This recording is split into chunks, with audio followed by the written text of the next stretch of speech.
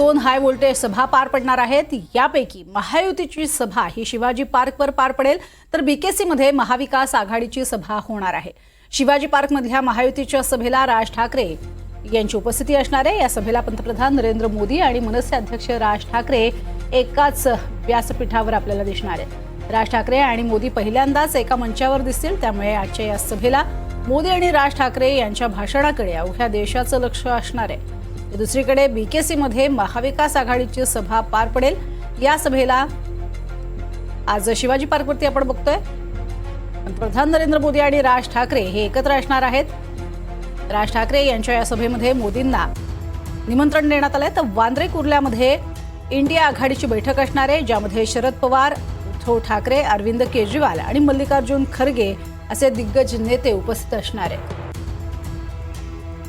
India आघाडीच्या या बैठकीमधनं, या सभेमधनं जोरदार शक्ती प्रदर्शन हे आपल्याला पाहायला मिळेल।